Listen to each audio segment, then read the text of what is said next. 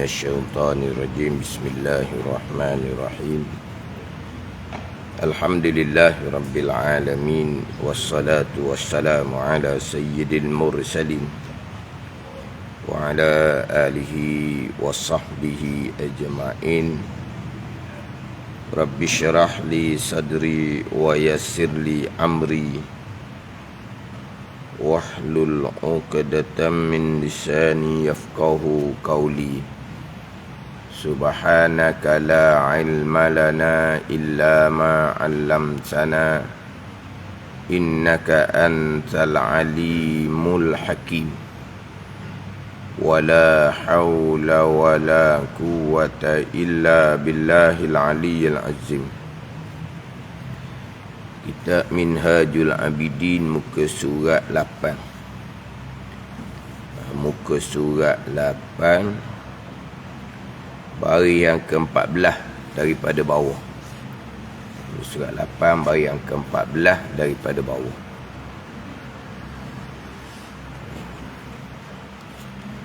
Qala al-muallifu rahimahullahu ta'ala wa nafa'ana bi'ulumihi amin.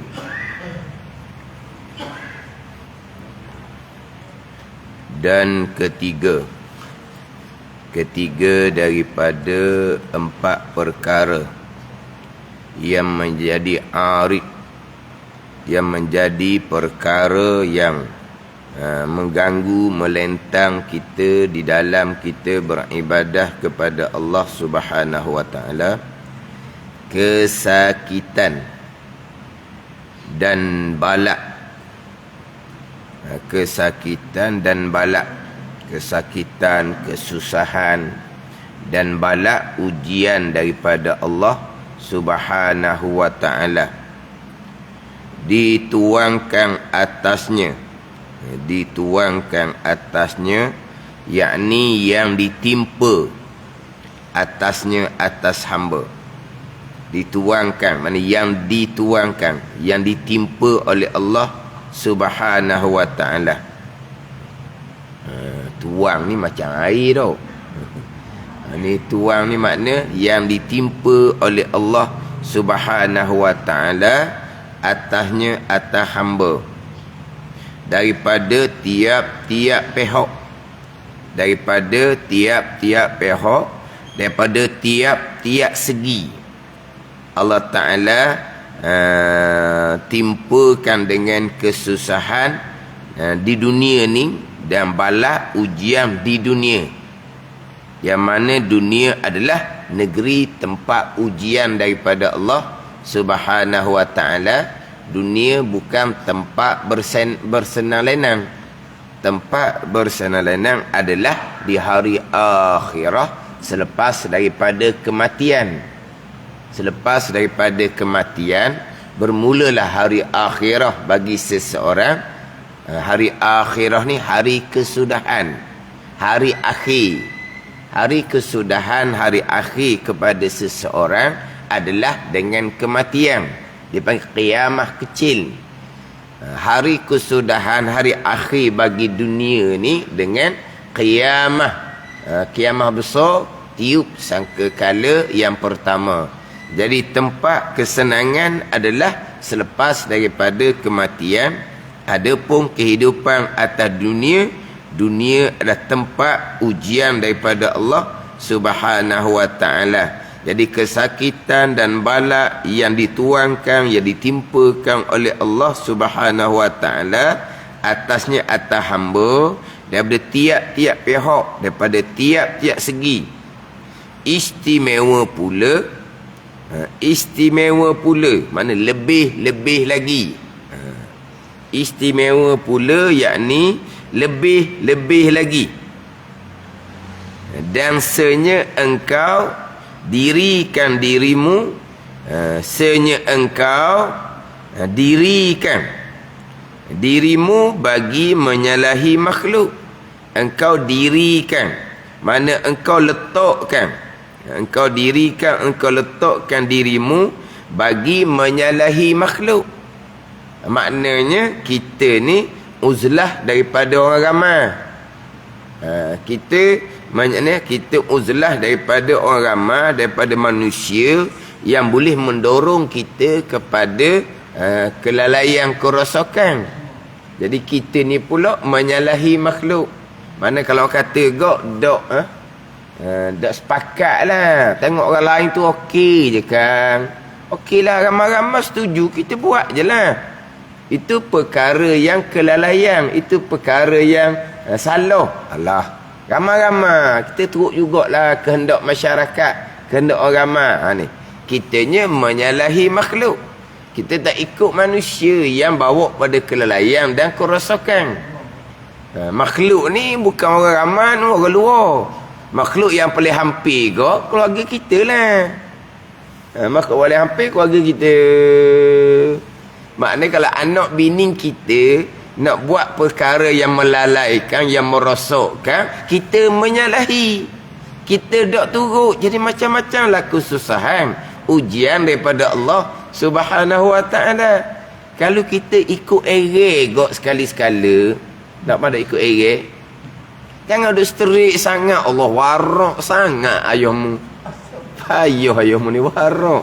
Sekali-sekala ikut ke erek anak-anak. Mana? Dok, engkau menyalahi akan makhluk. Jadi macam-macam ujian daripada Allah Subhanahu wa ta'ala. Lainlah kalau kita ikut arus. Pada ikut arus, ikut erek lah.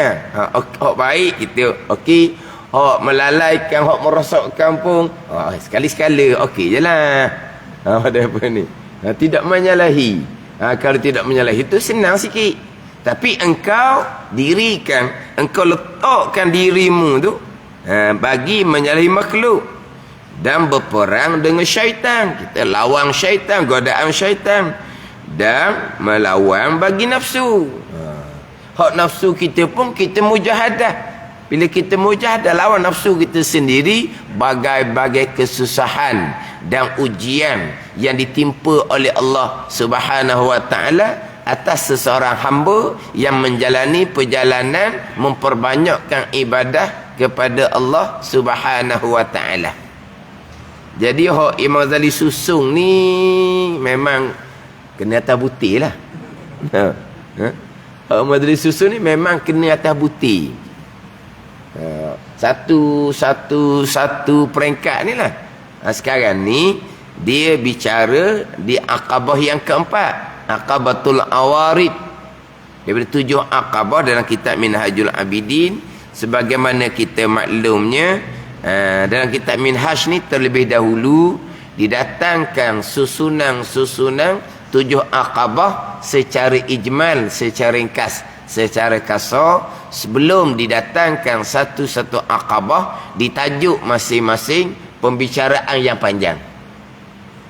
Terutama sekali hak pembicaraan Aqabah yang ketiga, Aqabatul Awaid, berkaitan dengan nafsu. Nafsu paling panjang. Dalam kalau hak Jawi ni dalam dekat-dekat 30 muka surat. Hak Jawi terjemah Syekh Al-Fatani membicarakan berkaitan dengan nafsu. Panjang. Detail Nenek Imam Ghazali hurah berkaitan dengan nafsu yang dihadap dengan, yang dikekang nafsu dengan takwa. Takwa tu panjang Imam Ghazali bicarakan. Bukan takwa hak kita dengar hari Jumaat sebut sepital lalu tu, bukan hak rukun khutbah. Tu takwa. Semua dengar tiap-tiap minggu 2 kali, khutbah pertama, khutbah kedua sebagai rukun khutbah. Apa di takwa? Panjang. Dan kitab Minhaj membicarakan takwa yang mengekang, yang mengawal, yang menjaga nafsu kita. Yang paling sukar, yang paling payah, hak Aqabah yang ketiga, Aqabatul Awaid. Aqabah yang pertama, bonggok yang pertama, ilmu. Itu yang pertama. Aqabah yang kedua sampai yang ketujuh, praktikal pada ilmu. Aqabah yang kedua sampai yang ketujuh, dia praktikal kepada ilmu. Contoh, Aqabah yang kedua, taubah. Aqabah yang kedua, taubah. Syarat utama taubah adalah ilmu. Man la yutlu'in falaysa bitaib. Orang yang tidak belajar ilmu, orang ni bukan orang taubah. Walaupun duduk majlis surah sentiasa, belajar fardu ain tauhidnya tidak, belajar fardu ain fiqhnya tidak, belajar fardu ain tasawufnya tidak panggil orang taubah. Syarat utama taubah adalah ilmu. Belajar ilmu tu di antara taubah kita dengan Allah daripada dosa besar, mengekali jahil fardu ain yang malaikat catat dosa besar, mengekali jahil fardu ain bermula daripada umur kita baligh. Bermula daripada umur kita baligh, kita tidak diberi ilmu fardu ain oleh ibu bapa sebelum kita baligh, maka kewajipan belajar tu naik atas batang tekak kita sendiri. Sebelum kita baligh, kita tidak ada hukum sebab kita belum mukallaf. Ibu bapa yang wajib menyempurnakan ilmu fardu ain sebelum anak-anak masuk umur baligh. Tapi ibu bapa tidak menyempurnakan tanggungjawab yang paling besar. Tanggungjawab ibu bapa yang paling besar adalah beri ilmu agama. Beri makan, beri minum, ayam itik pandai. Kalau beri makan, beri minum tu, orang kafir pun comel makan minum. Anak-anak dia, keluarga dia sempurna, cukup, mewah. Tanggungjawab besar kita dengan anak-anak kita ni adalah beri ilmu agama yang secukupnya sebelum masuk mabaligh. Mana ilmu agama secukupnya? Lengkap fardu ain tauhid, lengkap fardu ain fiqh, lengkap fardu ain tasawuf. Yang minta maaf lah kalau nak arak ke sekolah balik awal. Tu baik terang-terang lah. Nak arak ke sekolah balik awal. Bukan saya kata ni, orang yang ngajar sekolah kata. Orang yang ngajar sekolah kata. Tapi alhamdulillah kadang-kadang ada ustaz-ustaz sekolah ni dia ada inisiatif dia sendiri. Ada inisiatif dia sendiri. Maknanya hak dalam buku, hak dia lengkapkan sekodar. Masa yang terhad, masa untuk pelajaran agama ni terhad. Kadang-kadang dia ambil oleh mata pelajaran lain. Kalau mata pelajaran lain, dia ni orang apa? Tak sempat nak habis hak dia punya silibus dia. Dah khilaf mata pelajaran lain. Digambil pula hak mata untuk mata pelajaran agama. Sebab apa? Bukan terah. Mata pelajaran agama bukan terah. Jadi hak mata pelajaran terah yang lain, dia tergendala, tak cukup gitulah. Dia boleh ambil pula mata pelajaran agama. Kalau ustaz tu sendiri dia ni tidak menyedari bahawa tanggungjawab dia besar, okey je. Tapi kalau ustaz yang menyedari tanggungjawab dia besar, bukan hanya makan gaji, bukan hanya nak cari nafkah keluarga, tapi nak menunaikan tanggungjawab besar, beri didikan agama kepada anak bangsa sendiri. Didikan agama yang sempurna, tauhid, fiqh, tasawuf. Kalau tak ada kesedaran seumpama ni, okey je. Tapi kalau ustaz ni ada kesedaran, ustaz yang sentiasa meningkatkan ilmu dia, ramai ustaz seumpama tu, dia sentiasa meningkatkan ilmu dia. Sebab apa? Ni nak mengajar anak bangsa. Ajar apa? Ajar ilmu agama. Hak masalah gaji pendapatan itu satu perkara, tapi ini tanggungjawab yang besar. Mereka akan sentiasa meningkatkan ilmu mereka, dan dalam mereka mengajar tu, mereka ada inisiatif mereka sendiri. Mereka tambah biar jadi cukup budak-budak dengan ilmu tauhid lah, dengan ilmu fiqh. Hak rekah-rekah tu mereka akan perhalusi. Hak asas-asas qada fardu ain, bukan nak panjang hak sunat-sunat apa dak lagi ni. Hak qada fardu ain.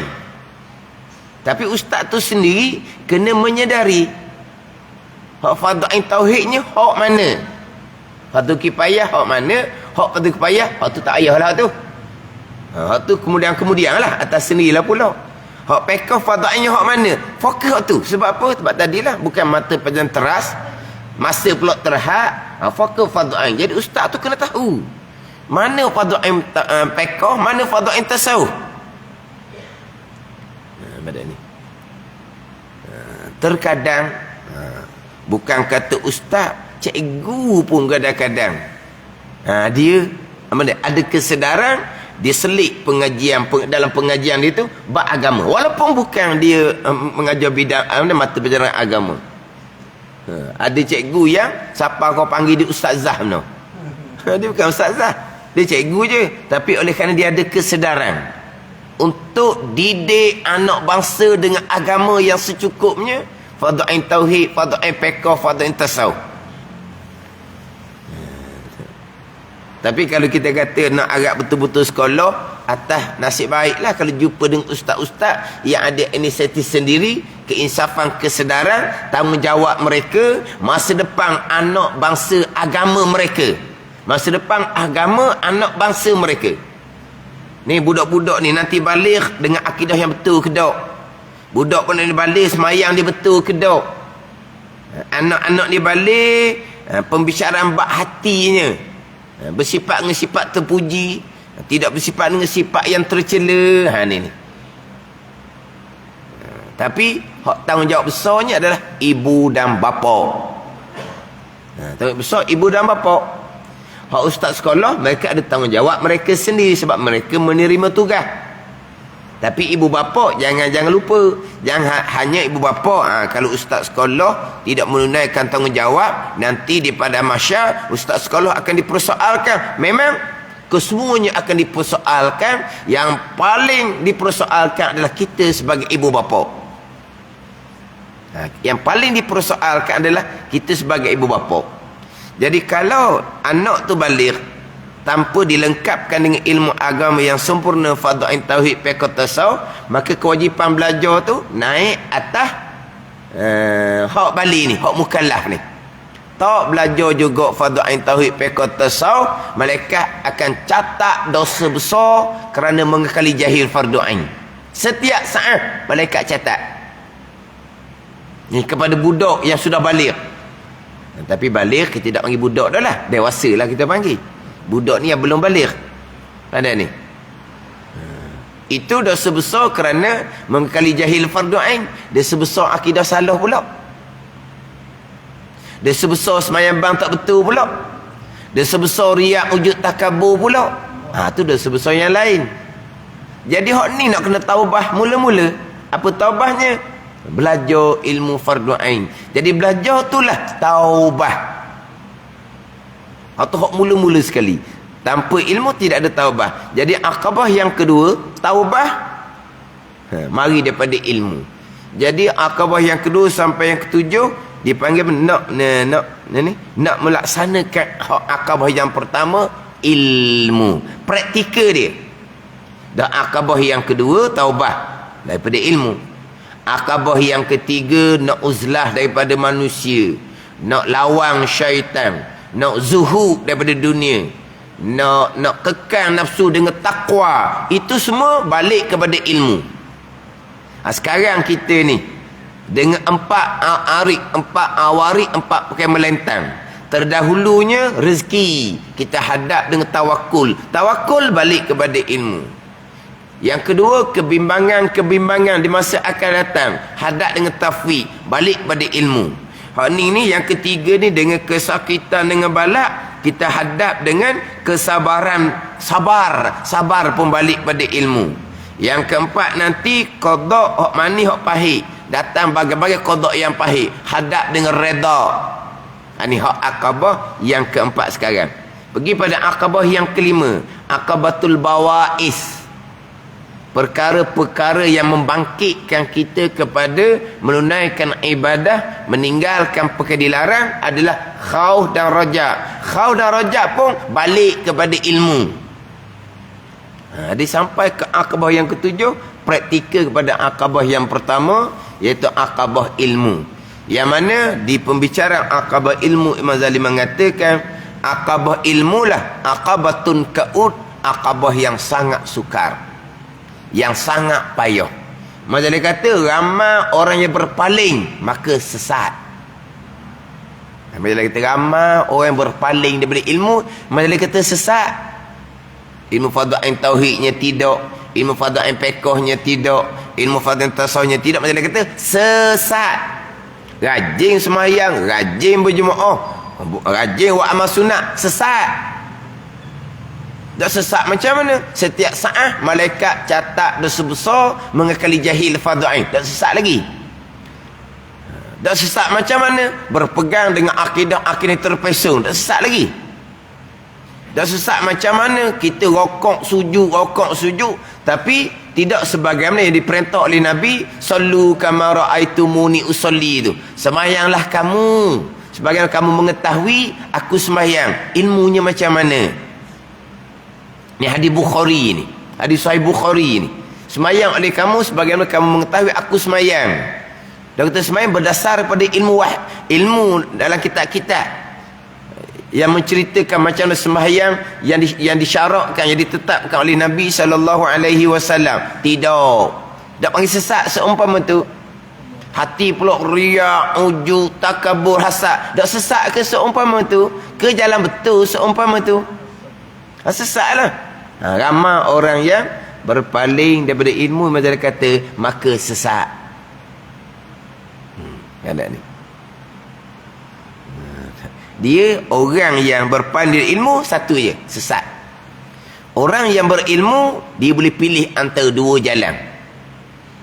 Orang yang berilmu boleh pilih antara dua jalan. Mana? Siratal ladzina an'amta alaihim ataupun al-maghdubi alaihim. Tu.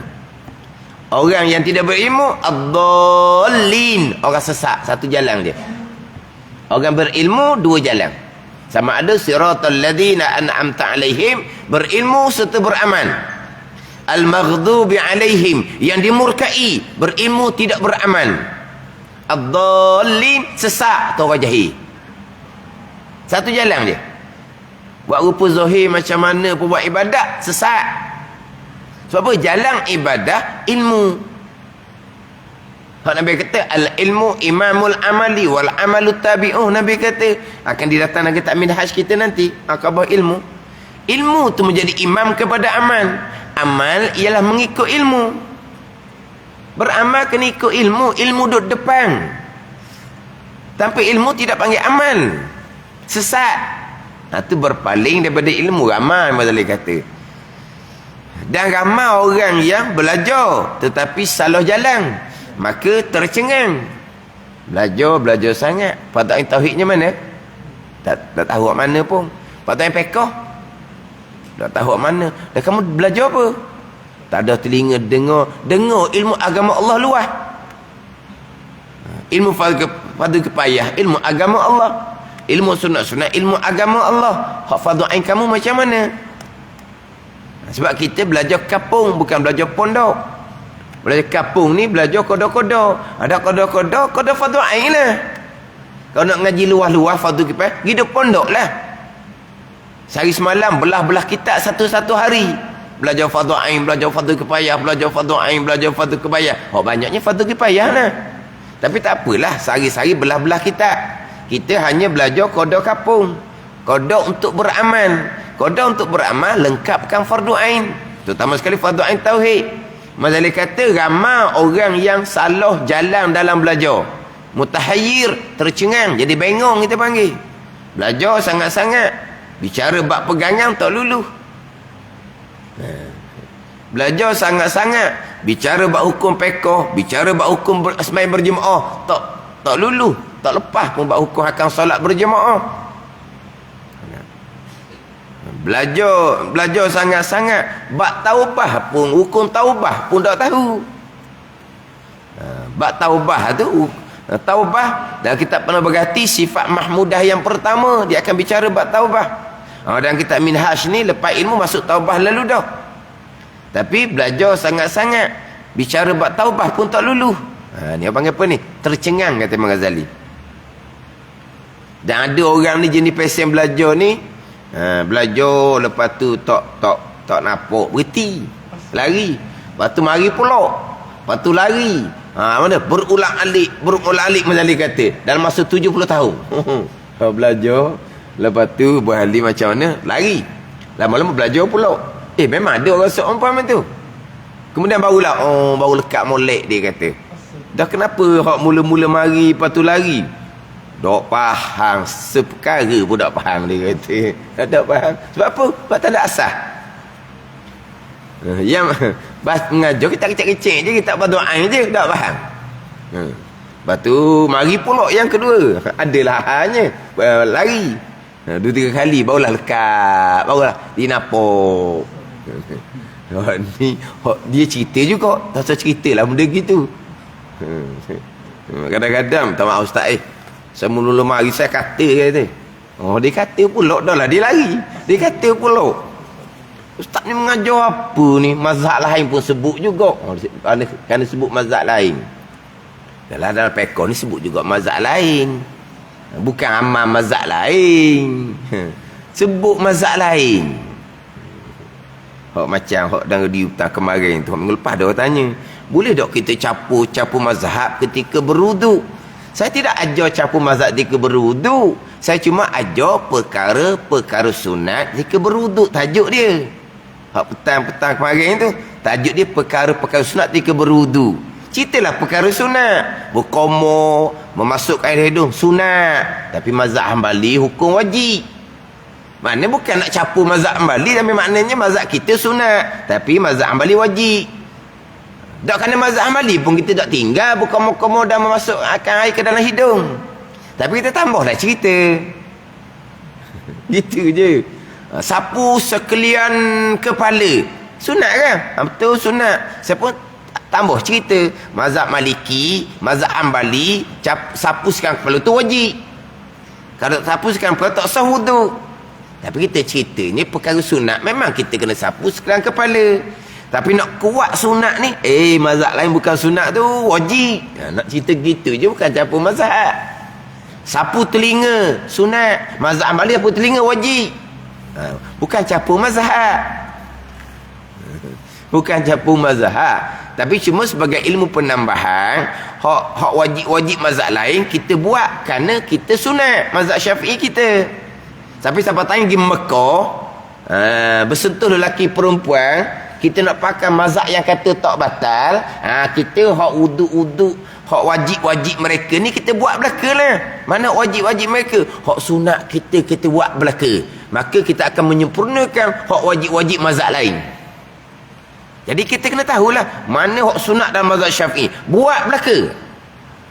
Kita nak berwuduk, baca Bismillahirrahmanirrahim ketika basuh pergelangan tangan. Sunat, betul sunat, mazhab Hambali wajib.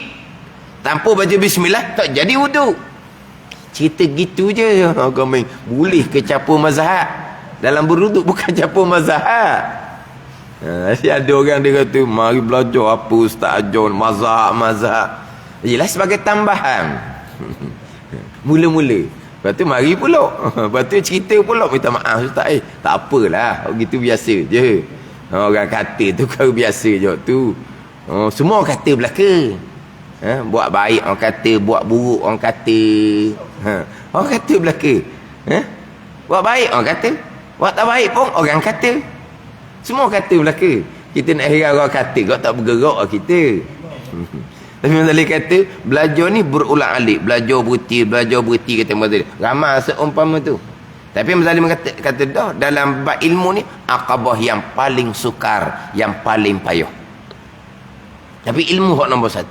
Walau pindah kepada akabah yang kedua, taubah. Akabah yang ketiga, akabatul awaik, yang menghalang daripada ibadah-ibadah sunat. Dengan manusia, dengan dunia, dengan syaitan, dengan nafsu. Boleh buat amal-amal ibadah sunat. Ni cerita amal ibadah sunat ni.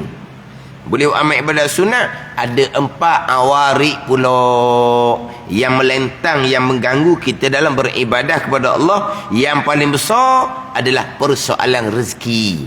Maka rezeki hadap dengan tawakul yang akan bicara di bawah. Nanti dalam kitab Minhaj dia akan bicara buat tawakul. Hak tawakul ni ada hak peringkat syariah. Ada tawakul hak peringkat-peringkat yang lebih tinggi. Dia bicara panjang pula bab rezeki ni. Sebab tawakul ni kena letak molek. Kalau tak kena letak tawakul, dia jadi umniyah. Angan kosong. Nak rezeki daripada Allah, tapi duduk diam je. Carinya tidak. Kalau dah ada rezeki, adalah dia kata. Dah kamu cari ke tidak? Tak. Kalau dah ada, adalah tuan tak ada rezeki pada azal. Ini bukan tawakul, dia panggil umniyah. Angan-angan kosong yang dicela pula pada syaraknya. Apa dia tawakul? Kadang-kadang tawakul pun tak lepas, tu fardu ain. Ni contoh. Dia selama ni duk berobat. Kata iti. Duit pun nak habis dah dia berobatnya. Kemudian tu dia pun tak berobat dah. Sekarang ni berobat di mana? Tak berobat dah, habis duit dah dia kata, habis modal, habis belanja dah. Tawakul dia kata. Tawakul. Dia tawakul tu pada masa berobat tu. Buat sebab molek berobat, hati tawakul berserah kepada Allah. Bukan lepas tak berobat baru tawakul. Tapi tak berobat dia pun tidak menafikan tawakul dia. Sebab dia bukan tinggal berobat. Dia bukan tinggal berobat. Dia tinggal berobat kerana tak ada belanja. Modal tak ada, nak berobat macam mana? Mana dia bukan tidak buat sebab. Maknanya bukan pada masa dia habis belanja tu tawakul. Dia sedang berobat serta tawakul. Akhirnya habis belanja, tawakul juga. Jangan faham, tak berobat baru tawakul. Dan masa berobat. Rukun tawakul yang pertama tauhid. Kita berpegang itu usaha asbab tawi bekah. Yang menyembuhkan adalah perbuatan Allah. Maka kita tawakul kepada Allah yang menyembuhkan penyakit kita. Tu. Faham tak ni? Tapi akhirnya tak boleh nak berobat dah. Sebab habis belanja, tawakul juga. Tawakul apa kamu tak berobat? Saya bukan tak mau berobat. Saya habis belanja dah. Saya habis ikhtiar dah. Habis tepat dah ginya. Orang beritahu je, pergi. Walaupun jauh macam mana pun. Ada je mana tempat, pergi. Walaupun jauh macam mana pun. Maknanya, bukan kata lepas tak berobat panggil tawakul. Sentiasa tawakul. Jadi kena faham apa makna tawakul. Jadi bak rezeki kena kerja molek. Kemudian tawakul kepada Allah Subhanahu wa ta'ala. Yang kedua pula, kebimbangan. Di masa yang akan datang. Terkadang yang kita takut, perkara itu tak berlaku. Perkara yang kita harap, itulah kebinasaan kepada kita. Perkara yang kita kehendak, terkadang kebinasaan pada kita. Perkara yang kita benci, terkadang kebaikan kepada kita. Jadi perkara yang akan datang, di luar ilmu kita, tak sampai ilmu kita, kita kena tafwid, serah bulat-bulat kepada Allah Subhanahu wa ta'ala. Kenapa serah bulat-bulat kepada Allah? Sebab di luar daripada ilmu kita perkara yang akan datang. Macam sekarang lah, bimbang sangat-sangat lah. Ada ni bimbang sangat-sangat. Yalah, naik ikih kan, nanti kan, tak ada bunyi lagi lah, kita minta berlindung lah. Tapi dengar-dengar cerita ada dah tempat-tempat negeri-negeri kemungkinan hak berat-berat tu kuliah ditangguhkan. Wallahu alam lah. Itu hanya terbaca dalam FB. Mungkin tempat berat-berat. Kita alhamdulillah Terengganu ni kita duk bawa semua. Dak bawa semua Terengganu ni. Lepas daripada Labuan, lepas daripada Perlis, Terengganu lah. Mana hak rendah-rendah lagi lah Terengganu ni. 200, 300, 200, 300. Terengganu ni. Kalau Kelantan, tu 1000 lebih sama. 1004, 1008. Kelantan dia ada juara di sikit. Dia ada juara. Tapi juara hak lain tu negeri lain lah, 4000, 3000, 2000, satu-satu negeri. Kita ni alhamdulillah lagi lah. Tinggi-tinggi pun 300. Tapi ada kebimbangan, memanglah bimbang. Nanti kan sampai masa ditangguhkan. Kita minta berlindung lah. Tapi perkara yang akan datang, serah bulat-bulat kepada Allah. Sebab apa? Tak sapa ilmu kita. Kita dah ulah panjang-panjang lah. Dah nak ulah panjang-panjang akan datang. Macam mana, serah bulat-bulat kepada Allah. Kita minta berlindung lah. Daripada terhalang kuliah agama, begitulah. Lepas tu di masa akan datang kita ikutlah sebagaimana yang ditetapkan oleh pihak berkuasa agama. Begitu je lah kitanya. Bukan urusan kita. Kita dah sudah sibuk lah. Dah sudah mikir lebih lah. Sebab apa? Kita bukan ahli majlis pun. Ahli majlis apa? Ahli majlis apa-apa pun. Kita ahli majlis mesyuarat dapur kan apa? Kita ni boy ikut-ikut ke bawah ni bukan ahli majlis. Tak usah duk bimbang, tak usah duk nak reka-reka lah. Oh, nanti akan datang. Tak payah duduk ramai-ramai lah. Tak payah. Kita serah bulat-bulat kepada Allah, bukan urusan kita. Tapi kita minta berlindung dengan Allah Ta'ala. Dengan yalah, kebimbangan ni mudah-mudahan tidak berlaku. Gitulah, mudah-mudahan tidak berlaku. Tapi sebagaimana saya biasa sebut, di Fotoni, di Thailand kes rendah dari kita. Tapi jangan banding kes Thailand dengan kes Malaysia. Kalau sama sekalipun, rakyat Thailand separuh lebih ramai daripada rakyat Malaysia. Kalau per kapita kita tinggi nak banding dengan Thailand, tambah dia rendah daripada kita sekarang. Walaupun di belah-belah ribu sebelah selatan Thailand, di Fotoni, Yalan, Nartibat tak tinggi. Tak ada kes mana di sebelah selatan ni. Tetapi hak kuliah ni Tuan Guru Baba Ismail Sepanjang kuliah besar di Masjid Jamek Fotoni, di Masjid Jamek Yala. Dia banyak negeri belaka tu, masjid negeri lah. Sebab Fotoni, Yala, Naratiwak macam Terengganu, Kelantan, Pahang lah, negeri. Dia panggil wilayah. Maknanya kuliah besar tu. Tuan Guru Baba Ismail mengajar tu puluh-puluh tahun dah. Ada ni puluh-puluh tahun dah. Lama dah. Tapi berbulan-bulan dah ditangguhkan. Tak ada. Kuliah di pondok pula ayat hak untuk orang luar masuk. Untuk orang umum lah masuk. Lama lah penuh lah dalam tu. Pun sama juga ditangguhkan. Lama mana dah ditangguhkan. Walaupun tempat mereka, kes mereka dah tinggi macam kita. Tapi pihak berkuasa di sana masih lagi tidak membenarkan. Hak kuliah-kuliah maghrib tu bolehlah berjalan secara sendiri-sendiri. Hak maghrib tu pun secara sendiri-sendiri. Mana secara berani-berani. Duha tak ada. Mana? Tempat kita masih lagi, tempat kita ni alhamdulillah lah. Jauh tinggi tempat kita daripada tempat mereka. Tapi nak cerita tu kebimbangan memang kita bimbang belaka. Tapi tafwid serah bulat-bulat kepada Allah Subhanahu wa taala. Sebab apa?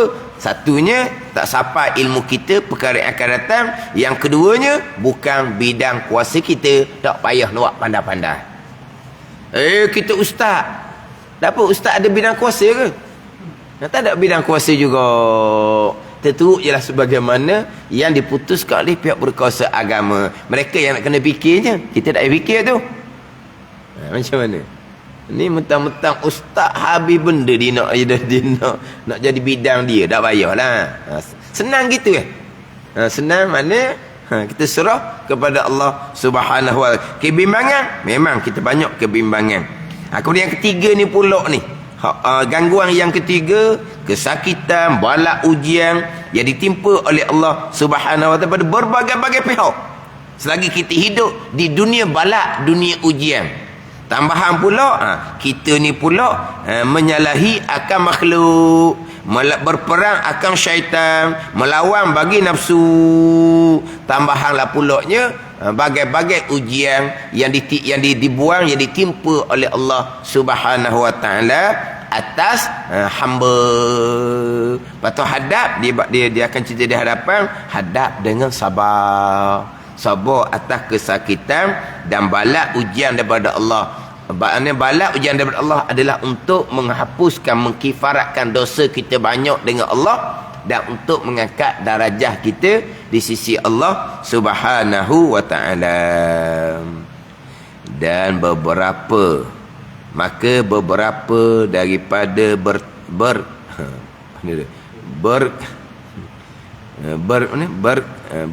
kalau nak baca ni abang dia sebab dia tulisan tu doktor tu, tulisan dia tu lah, khak dia tu doktor tu, dia panggil apa tu ni, cetakan dia.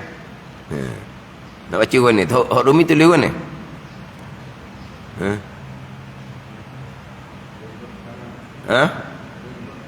Turberkalam.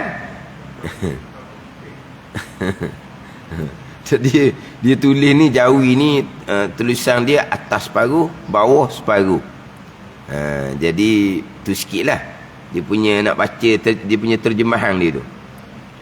Daripada beberapa terberkalam yang ditelangnya, dan beberapa kepayahan yang berhadap akan dia, dan beberapa daripada duka cita yang melentang akan dia, dan beberapa daripada balak didapat akan dia, akan hamba ujian daripada Allah Subhanahu wa ta'ala, hadap dengan sabar. Wallahu a'lam. Bismillahirrahmanirrahim. Alhamdulillahirabbil alamin. Wassalatu wassalamu ala sayyidil mursalin wa ala alihi wa sahbihi ajma'in. Allahumma ftah alaina futuhal arifin. Allahumma allimna ilma akdamin wa fahimna famasabikin warzuqna ruqat talibin. Allahumma zidna ilma wa alhiqna bis salihin. Wa sallallahu ala sayyidina Muhammad wa ala alihi wa sahbihi wa sallam. Walhamdulillahi rabbil alamin.